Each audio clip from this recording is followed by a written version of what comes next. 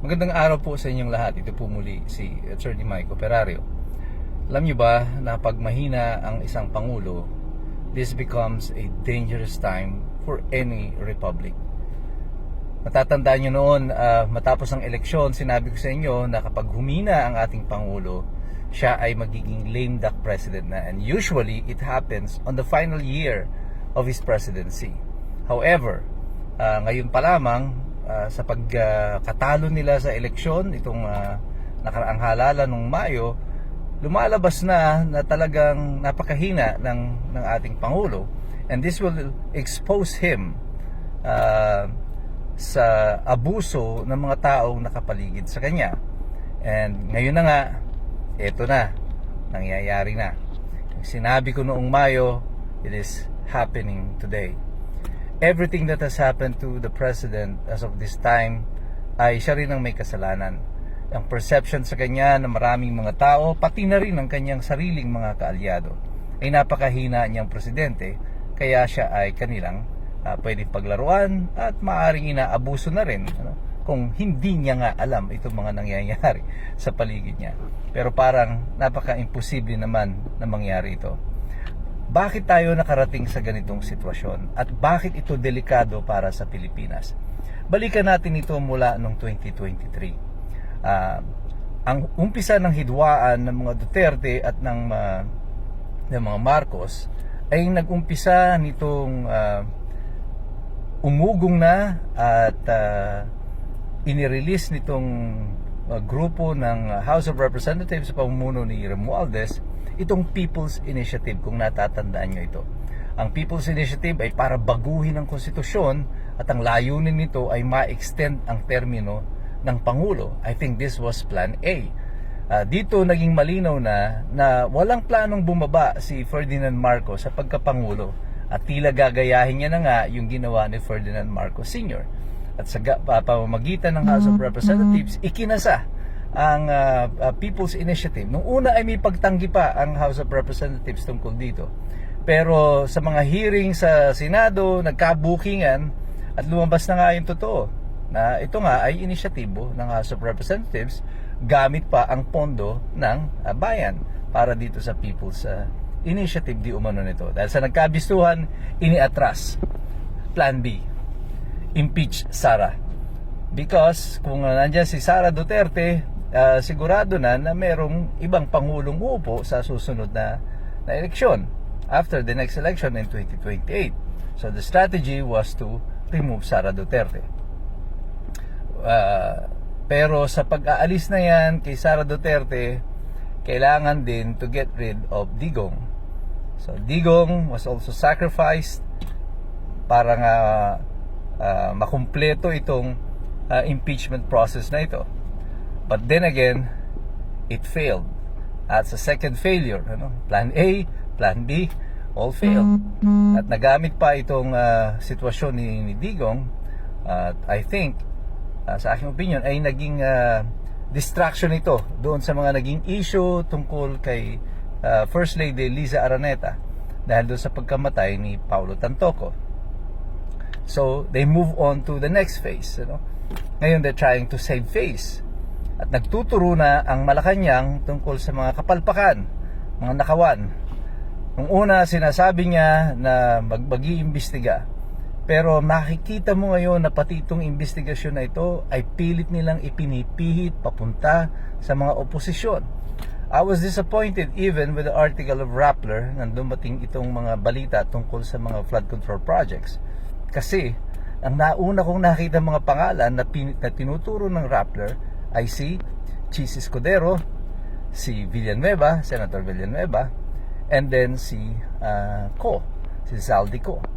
It appears na parang si Zaldico will be the sacrificial lamb, pero majority ng blame ay gusto nilang ituro doon sa mga tingin nila will become the opposition to President Marcos. At recently nga nakita ninyo itong nangyari. Pagkatapos ng inspection sa Bulacan, lumipat sa Benguet. At ang project po kasi nito sa Benguet, I think was completed in 2022.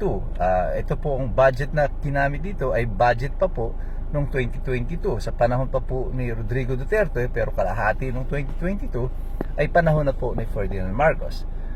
Nag-switch sila ng pagtuturo, ng blame, para may makita na ang project noong 2022 ay meron din ganitong nangyari. However, this is not a flood control project. This is a regular road protection project, at this was done at the initiative of ACT CIS. Yun pong party list noon nila Tulfo, ng mga Tulfo brothers. Sila po ang nag-inisyatibo nito. Pero makikita mo dito yung dahan-dahang pagpihit na muli para ang blame ay malipat sa mga oposisyon at hindi po sa administrasyon. That's why I keep on saying all this investigation, all of this inspection is just a joke. Ito ay isang malaking kalokohan sapagkat walang intensyon na makarating dito sa katotohanan.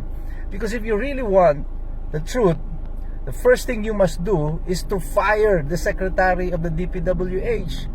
Imposibleng ang lahat ng proyekto nito lang pagnanakaw na ito ay naganap ng walang kaalam-alam ang DPWH. Kung sinabi nila na wala silang alam dito, you should also be fired, Mr. Secretary, for being incompetent. Dahil bilyon-bilyon ang ninanakaw sa taong bayan, wala ka pa ring alam. And if the secretary is liable, then so is the president. Because the secretary is the alter ego of the president. Ang lahat ng gawa ng sekretaryo, parang presidente rin ang gumanap. Kapag ang sekretaryo ay incompetent, pati ang pangulo ay incompetent din. Yan ang implikasyon ng lahat na nangyayari na ito.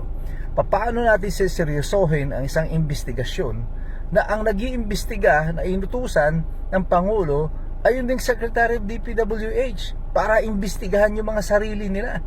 Bakit nila gagawin yun? Bakit ang mga House of Representatives na kaalyado niya, wala pa siyang pinapangalanan hanggang sa kasalukuyan? Why is still Romualdez the Speaker of the House? Remember, prior to Bongbong Marcos becoming president, bago siya naging Pangulo, hindi naman po powerhouse dito sa House of Representatives si Romualdez. He's a nobody in the House of Representatives. Kaya lang siya naging House Speaker, it's because of Ferdinand Marcos Jr. Kaya siya nananatili, it's also because of Ferdinand Marcos Jr. Wala pong ibang may kasalanan dito, Mr. President, kundi kayo. Hindi natin maitatago ito sa matagal ng panahon. Bakit ko sinasabing delikado? Well, this is desperate times for the administration. And ang natitira na lamang pong alternatibo dito, in order for them to assure that the president will stay in office, are two things. Number one, if Sara Duterte will be eliminated, either by impeachment or by any other means. Number two, if there will be war, magkakaroon ng digmaan. And I don't like the picture of what is happening in Mindanao right now. Ina-agitate ang MILF to a rebellion, to rush to arms again. We are agitating the Chinese, and goading them to an armed confrontation, kahit na sinabi na ng Amerika na nangako ang China na hindi sila makikigera, makikidigma sa Taiwan sa panahon na ito. Something is really wrong here, and something is not right, and something smells fishy. Kaya tayo pong lahat, mga kapatid, patuloy tayong manalangin na ang ambisyon ng marami na manatili sa kapangyarihan ay hindi makaapekto sa atin bilang isang bansa. Hindi po China, hindi Amerika, hindi NPA, hindi MILF ang pinakamalaking banta sa atin sa kasalukuyan. Ang pinakamalaking banta sa atin sa kasalukuyan, itong walang habas na korupsyon, pagnanakaw, ang pagkagahaman sa kapangyarihan ng iilan. Pero tayong lahat dapat makilahok dito, sumali tayo dito. Tayo ay mag-aral, mag-participate, sapagkat mahirap makialam ang taong walang alam. God bless you, God bless us all. Mabuhay ang Republika ng Pilipinas.